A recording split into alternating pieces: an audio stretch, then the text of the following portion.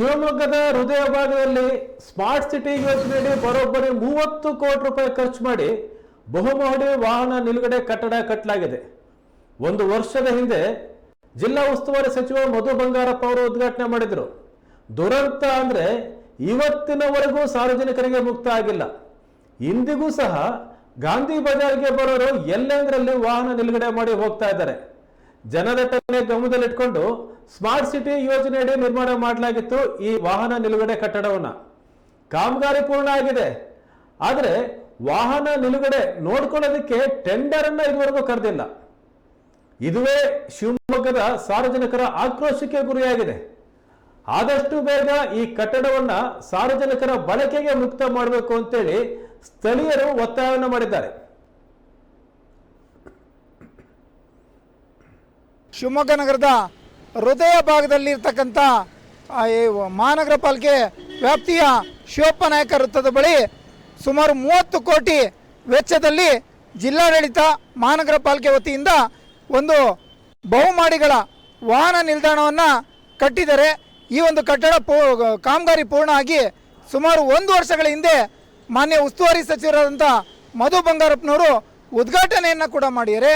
ಉದ್ಘಾಟನೆಯಾಗಿ 1 ವರ್ಷ ಕಳೆದು ಕೂಡ ಇಲ್ಲಿವರೆಗೂ ಯಾವುದೇ ರೀತಿ ಟೆಂಡರ್ ಮಾಡಿಲ್ಲ ಅಥವಾ ಸಾರ್ವಜನಿಕರಿಗೆ ಮುಕ್ತವಾಗಿ ಪಾರ್ಕಿಂಗ್ಗೆ ಅವಕಾಶವನ್ನು ಮಾಡಿಕೊಟ್ಟಿಲ್ಲ.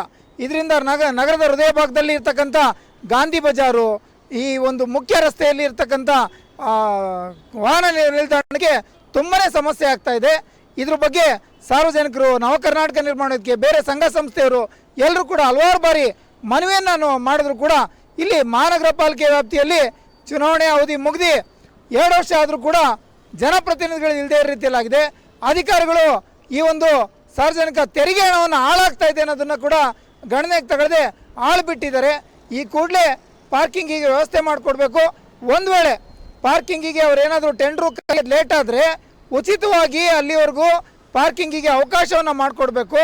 ಕೆಳಮಾಡಿಯಲ್ಲಿ ಏನಿದೆಯೋ ಅಲ್ಲಿ ಯಾವುದೇ ರೀತಿ ತೊಂದರೆ ಆಗೋದಿಲ್ಲ. ಉಚಿತವಾಗಿ ಪಾರ್ಕಿಂಗಿಗೆ ಅವಕಾಶವನ್ನು ಮಾಡಿಕೊಡ್ಬೇಕು ಅಂತೇಳಿ ನವಕರ್ನಾಟಕ ನಿರ್ಮಾಣ ವೇದಿಕೆ ಶಿವಮೊಗ್ಗ ನಗರದ ಜನರ ಪರವಾಗಿ ಒತ್ತಾಯಿಸುತ್ತೆ. ಖಂಡಿತ, ಯಾಕೆಂದರೆ ಅಧಿಕಾರಿಗಳಿಗೆ ಉದ್ಘಾಟನೆ ಮಾಡಬೇಕಾದ್ರೆ, ಕಟ್ಟಡ ಕಟ್ಟಬೇಕಾದ್ರೆ ಇರ್ತಕ್ಕಂಥ ಆಸಕ್ತಿ ಈಗಿಲ್ಲ ಅಂತ ಹೇಳಿದ್ರೆ ಅವರಿಗೆ ಕೇವಲ ಕಮಿಷನ್ ಆಸಕ್ತಿ ಈ ರೀತಿ ಕಟ್ಟಡಗಳನ್ನು ಮಾಡ್ತಾರೆ. ನಂತರ ದಿನಗಳಲ್ಲಿ ಅದು ಉಪಯೋಗಕ್ಕೆ ಬಂತೋ ಇಲ್ಲ ಅವ್ರಿಗೆ ಬೇಡ, ಆ ರೀತಿಯಲ್ಲಾಗಿದೆ. ರಾಜಕಾರಣಿಗಳಿರ್ಬೋದು ಅಥವಾ ಅಧಿಕಾರಿಗಳಿರ್ಬೋದು, ಕಟ್ಟಡ ಕಟ್ಟಬೇಕಾದ್ರೆ ಆಸಕ್ತಿ ತೋರಿಸ್ತಾರೆ, ಉದ್ಘಾಟನೆ ಮಾಡ್ತಾರೆ ಅಂದರೆ ಅವ್ರಿಗೆ ಬಿಲ್ ಶಾಂಕ್ಷನ್ ಆದರೂ ಒಂದಷ್ಟು ಕಮಿಷನ್ ಸಿಗುತ್ತೆ ಅನ್ನೋ ಆಸೆಗೆ ಈ ರೀತಿ ಕೆಲಸವನ್ನು ಮಾಡ್ತಾರೆ.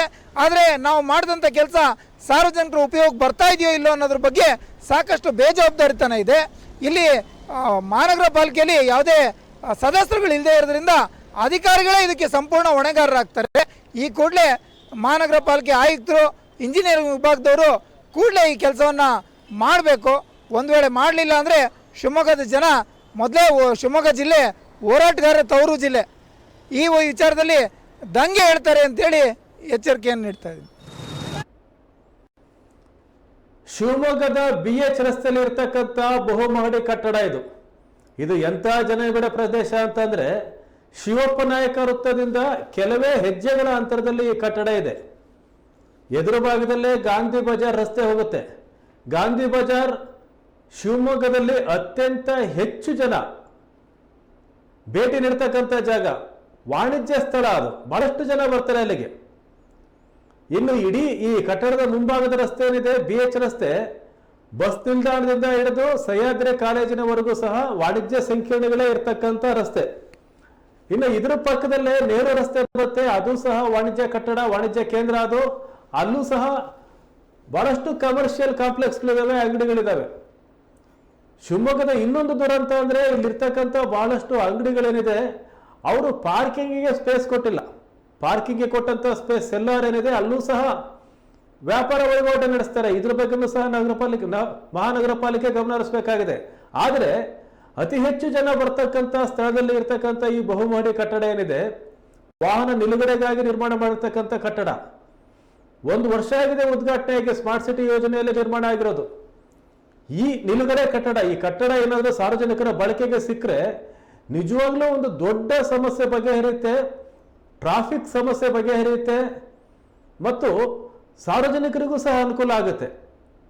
ಬೈಕ್ಗಳನ್ನು ನಿಲ್ಲಿಸಿ, ಕಾರ್ಗಳನ್ನು ಎಲ್ಲೆಲ್ಲೋ ನಿಲ್ಲಿಸಿ ಅವರು ಗಾಂಧಿ ಬಜಾರ್ಗೋ ನೆಹರು ರಸ್ತೆಗೋ ಹೋಗಬೇಕಾಗತ್ತೆ.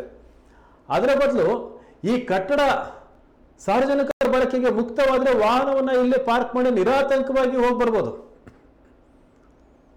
ಸಾರ್ವಜನಿಕರಿಗೆ ತುಂಬಾನೇ ಅನುಕೂಲ ಆಗುತ್ತೆ. ಇದು ಸರ್ಕಾರದ ಕಟ್ಟಡ, ಸ್ಮಾರ್ಟ್ ಸಿಟಿ ಯೋಜನೆಯಡಿ ನಿರ್ಮಾಣ ಮಾಡಿರೋ ಕಟ್ಟಡ, ಬಹುಮಹಡಿ ವಾಹನ ನಿಲ್ದಾಣ.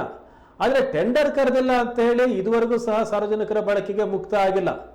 ಜೊತೆಗೆ ಈ ಕಟ್ಟಡದಲ್ಲಿ ಒಂದಿಷ್ಟು ವಾಣಿಜ್ಯ ಮಳಿಗೆಗಳನ್ನು ಸಹ ನೆಲಮಹಡಿಯಲ್ಲಿ ನಿರ್ಮಾಣ ಮಾಡಲಾಗಿದೆ. ಅಲ್ಲಿ ಯಾರು ಈ ಕಟ್ಟಡ ನಿರ್ಮಾಣ ಆಗ್ತಕ್ಕಂಥ ಸಂದರ್ಭದಲ್ಲಿ ಮುಂಚೆ ಅಲ್ಲಿ ವ್ಯಾಪಾರವನ್ನ ಮಾಡ್ತಾ ಇದ್ರು, ಹೂವಿನ ವ್ಯಾಪಾರ ಆಗಿರ್ಬೋದು, ಬೇರೆ ವ್ಯಾಪಾರ ಮಾಡ್ತಾ ಇದ್ರು, ಅವರಿಗೆ ಕೊಡಬೇಕು ಅಂತಕ್ಕಂಥ ಒಂದು ನಿರ್ಣಯವನ್ನ ಈ ಹಿಂದೆ ಮಹಾನಗರ ಪಾಲಿಕೆಯ ಸಭೆಗಳಲ್ಲಿ ಮಾಡಲಾಗಿತ್ತು. ಅದು ಸಹ ಪ್ರಕ್ರಿಯೆ ಪೂರ್ಣ ಆಗಿಲ್ಲ. ವಾಹನ ನಿಲುಗಡೆಯ ಅದಕ್ಕೆ ಮುಕ್ತ ಮಾಡ್ತಕ್ಕಂಥ ಕೆಲಸವೂ ಸಹ ಆಗಿಲ್ಲ. ಹಾಗಾಗಿ ಸಾರ್ವಜನಿಕರ ಒತ್ತಾಯ ಇದೆ, ಈ ಕಟ್ಟಡವನ್ನು ಆದಷ್ಟು ಬೇಗ ಸಾರ್ವಜನಿಕರ ಬಳಕೆಗೆ ಮುಕ್ತ ಮಾಡಿ ಅಂತ. ಉದ್ಘಾಟನೆ ಆಗಿದೆ. ಉದ್ಘಾಟನೆಗೆ ಯಾರು ಅತಿಥಿಗೆ ಕಾಯ್ತಾರೆ, ಮುಖ್ಯಮಂತ್ರಿ ಕಾಯ್ತಾರೆ, ಉಪಮುಖ್ಯಮಂತ್ರಿ ಕಾಯ್ತಾರೆ ಅಂತಲ್ಲ. ಸಚಿವ ಮಧು ಬಂಗಾರಪ್ಪ ಅವರು ಉದ್ಘಾಟನೆ ಮಾಡಿದ್ದಾರೆ. ಉದ್ಘಾಟನೆ ಮಾಡಿಯೇ 1 ವರ್ಷ ಆಗಿದೆ. ಈಗ ಟೆಂಡರ್ ಪ್ರಕ್ರಿಯೆ ಆಗಬೇಕು, ಟೆಂಡರ್ ಕಾಲ್ ಮಾಡಬೇಕು. ಬಹುಶಃ ಅಲ್ಲಿ ರೇಟ್ದು ಅದಕ್ಕೆ ಸಂಬಂಧಪಟ್ಟಂಗೆ ಏನು ನೆಗೋಷಿಯೇಷನ್ ಏನೋ ಇರುತ್ತೆ. ಯಾವುದು ವಯಬಲ್ ಆಗುತ್ತೆ, ಏನಾಗುತ್ತೆ ಅಂತೇಳಿ ಗಮನಿಸಬೇಕಾಗಿದೆ. ಬಹಳ ಮುಖ್ಯವಾಗಿ ಇದರ ಜವಾಬ್ದಾರಿಯನ್ನೇ ಶಿವಮೊಗ್ಗ ನಗರ ಕ್ಷೇತ್ರದ ಶಾಸಕರಾದಂಥ ಚನ್ನಬಸಪ್ಪ ಅವರು ಬರಬೇಕು. ಮಹಾನಗರ ಪಾಲಿಕೆಯಲ್ಲಿ ಈಗ ಆಡಳಿತ ಮಂಡಳಿ ಇಲ್ಲ, ಕಾರ್ಪೊರೇಟರ್ಗಳಿಲ್ಲ. ಆಯುಕ್ತರಾದಂಥ ಕವಿತಾ ಯೋಗಪ್ಪನವರು ಅವರೇ ಸಂಪೂರ್ಣ ನಿರ್ವಹಣೆಯನ್ನು ಮಾಡಬೇಕಾಗಿದೆ ಮಹಾನಗರ ಪಾಲಿಕೆ ಆಡಳಿತವನ್ನ.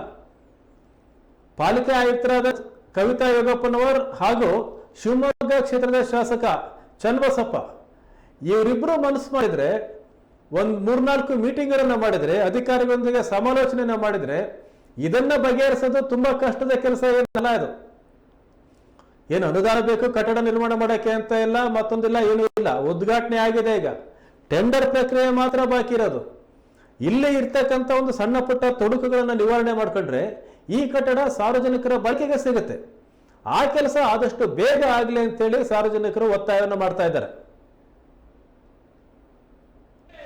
ಏನಿವತ್ತಿನ ದಿನ ಶಿವಮೊಗ್ಗ ನಗರದ ಮಹಾನಗರ ಪಾಲಿಕೆಯ ವತಿಯಿಂದ ಮತ್ತು ಸ್ಮಾರ್ಟ್ ಸಿಟಿಯ ವತಿಯಿಂದ ಶಿವಮೊಗ್ಗ ನಗರದಲ್ಲಿ ಪ್ರತಿಷ್ಠಿತ ಶಿವಪ್ಪ ನಾಯಕ ವೃತ್ತ ಏನಿದೆ ಆ ಒಂದು ಭಾಗದಲ್ಲಿ ಹೂವಿನ ವ್ಯಾಪಾರಸ್ಥರು ಮತ್ತು ಹಣ್ಣಿನ ವ್ಯಾಪಾರಸ್ಥರು ಸುಮಾರು ವರ್ಷಗಳಿಂದ ಅಲ್ಲಿ ವಾಸವನ್ನು ಹೂಡಿರ್ತಾರೆ. ಇದಕ್ಕೆ ಸಂಬಂಧಪಟ್ಟಂತೆ ಮಹಾನಗರ ಪಾಲಿಕೆ ಅಧಿಕಾರಿಗಳು ಮತ್ತು ಸಂಬಂಧಪಟ್ಟಂಥ ಸ್ಮಾರ್ಟ್ ಸಿಟಿ ಅಧಿಕಾರಿಯವರು ಅಲ್ಲಿಯ ಯಾವುದೇ ರೀತಿ ತೊಂದರೆ ಆಗಬಾರ್ದು ಅನ್ನೋ ನಿಟ್ಟಿನಲ್ಲಿ ಕಳೆದ 1 ವರ್ಷ ಆಗಿದೆ ಈ ಒಂದು ಕಟ್ಟಡವನ್ನು ಕಟ್ಟಿ. ಇದುವರೆಗೂ ಕೂಡ ಸಾರ್ವಜನಿಕರಿಗಾಗಲಿ ಅಲ್ಲಿ ವ್ಯಾಪಾರ ಮಾಡಿರ್ತಕ್ಕಂಥ ಒಬ್ಬ ವ್ಯಾಪಾರಸ್ಥರಿಗಾಗಲಿ ಇದುವರೆಗೂ ಕೂಡ ಮಳಿಗೆಯನ್ನು ನೀಡಿರುವುದಿಲ್ಲ. ದಯಮಾಡಿ ಕೂಡಲೇ ಸಂಬಂಧಪಟ್ಟಂಥ ಅಧಿಕಾರಿಗಳು ಮತ್ತು ಆಯುಕ್ತರು ಸೂಕ್ತ ನ್ಯಾಯವನ್ನು ಒದಗಿಸಿ ಅಲ್ಲಿಯ ಏನು ವ್ಯಾಪಾರಸ್ಥರಿದ್ದಾರೆ ಅವರಿಗೆ ಮಳಿಗೆ ಕೊಡುವುದರ ಜೊತೆಗೆ ವಾಹನ ನಿಲುಗಡೆ ಒಂದು ವ್ಯವಸ್ಥೆಯನ್ನು ಏನು ಕಲ್ಪಿಸಿದ್ದೀರಾ ಈಗಾಗಲೇ ತಾವು, ದಯಮಾಡಿ ಕೂಡಲೇ ಇದನ್ನು ಅನುಕೂಲ ಮಾಡಿಕೊಡ್ಬೇಕು ಅಂತೇಳಿ ಈ ಸಂದರ್ಭದಲ್ಲಿ ಕೇಳ್ತೀನಿ. ಮಹಾನಗರ ಪಾಲಿಕೆ ಅಧಿಕಾರಿಗಳಿಗೂ ಕೂಡ ನಾವು ಭಾಳಷ್ಟು ಒಂದು ಮನವಿಯನ್ನು ಮಾಡಿದ್ದೀವಿ. ಅವರು ಕೂಡ ಹೇಳ್ತೀನಿ ಮಾಡ್ತೀವಿ ಅಂತ ಹೇಳ್ತಾನೆ ಇದ್ದಾರೆ ಹೊರತು ಇದುವರೆಗೂ ಕೂಡ ಕಟ್ಟಡ ಓಪನ್ ಆಗಿಲ್ಲ. ಸತತವಾಗಿ ಈ ಒಂದು ಕಟ್ಟಡ ಕಟ್ಟು 1 ವರ್ಷ ಆಗಿರ್ಬೋದು, 30 ಕೋಟಿ ವೆಚ್ಚದಲ್ಲಿ ಈ ಒಂದು ಕಟ್ಟಡವನ್ನು ನಿರ್ಮಾಣ ಮಾಡಿದ್ದಾರೆ. ಇದುವರೆಗೂ ಕೂಡ ಅಲ್ಲಿನ ವ್ಯಾಪಾರಸ್ಥರಿಗಾಗಿರ್ಬೋದು, ಹಣ್ಣಿನ ವ್ಯಾಪಾರಸ್ಥರಾಗಿರ್ಬೋದು ಮತ್ತು ಹೂವಿನ ವ್ಯಾಪಾರಸ್ಥರಿಗಾಗಿರ್ಬೋದು ಮಳಿಗೆನ ಕೊಟ್ಟಿರೋದಿಲ್ಲ. ಕೂಡಲೇ ದಯಮಾಡಿ ಅಧಿಕಾರಿಗಳಿಗೆ ಈ ಮೂಲಕ ತಮ್ಮಲ್ಲಿ ಮನವಿ ಮಾಡ್ಕೋತಾ ಇದ್ದೀನಿ. ಸಾರ್ವಜನಿಕರ ಪರವಾಗಿ ವಾಹನ ನಿಲುಗಡೆ ವ್ಯವಸ್ಥೆಯನ್ನು ಕಲ್ಪಿಸಿ ಕೊಡುವುದರ ಜೊತೆಗೆ ಅಲ್ಲಿ ಮಳಿಗೆಗಳನ್ನು ಕೂಡ ಅಲ್ಲಿನ ವ್ಯಾಪಾರಸ್ಥರಿಗೆ ಕೊಡಬೇಕು ಅಂತೇಳಿ ಈ ಮೂಲಕ ತಮ್ಮಲ್ಲಿ ಕೇಳ್ಕೊತಾ ಇದ್ದೀವಿ ಸರ್. ಅಧಿಕಾರಿಗಳ ನಿರ್ಲಕ್ಷ್ಯನ ಭಾಳ ಎದ್ದು ಕಾಣ್ತಾ ಇದೆ ಅನ್ನೋದಕ್ಕೆ ಇದೇ ಉದಾಹರಣೆ. 1 ವರ್ಷ ಬೇಕಾ ಸರ್? 1 ವರ್ಷ ಬೇಕಾ ಹೇಳಿ? ಯಾರ್ಯಾರೋ ಕಟ್ಟಡ ಕಟ್ಟಿ ಎಷ್ಟೋ ಬೇಗ ಉಪಯೋಗ ಆಗಲಿ ಸಾರ್ವಜನಿಕರಿಗೆ ಅಂತ ಹೇಳ್ಬಿಟ್ಟು ಅದನ್ನು ಇದು ಮಾಡಿಕೊಡ್ತಾರೆ. ಕಟ್ಟಡ ಕಟ್ಟಿರೋದೇ ಸಾರ್ವಜನಿಕರ ಉಪಯೋಗಕ್ಕಲ್ವಾ? ಇಷ್ಟು ವರ್ಷ ಬೇಕಾ ಸರ್? ಇಷ್ಟು ದಿವಸ ಬೇಕಾ ಓಪನ್ ಮಾಡೋಕ್ಕೆ? ಸಾರ್ವಜನಿಕರ ಗೋಳು ಕೇಳೋರು ಯಾರು? ಅಧಿಕಾರಿಗಳು ಚೇಂಬರಿಗೆ ಹೋಗಿ ಮನವಿ ಮಾಡಿದ್ರು ಕೂಡ ಮಾಡ್ತೀವಿ, ಮಿನಿಸ್ಟ್ರು ಬರಬೇಕು ಅಂತಾರೆ. ನಮ್ಮಿಂದ ಸರ್ಕಾರ ಸರ್, ಸರ್ಕಾರದಿಂದ ನಾವಲ್ಲ. ದಯಮಾಡಿ ಸಾರ್ವಜನಿಕರಿಗೆ ಅನುಕೂಲ ಆಗೋ ನಿಟ್ಟಿನಲ್ಲಿ ಮಾಡಿಕೊಡ್ಬೇಕು ಅಂತೇಳಿ ಈ ಮೂಲಕ ತಮ್ಮಲ್ಲಿ ಕೇಳ್ಕೊತಾ ಇದ್ದೀವಿ ಸರ್. ನನ್ನ ಹೆಸರು ಮಧುಸೂದನ್ ಅಂತೇಳಿ, ಕನ್ನಡ ಪರ ಹೋರಾಟಗಾರರು.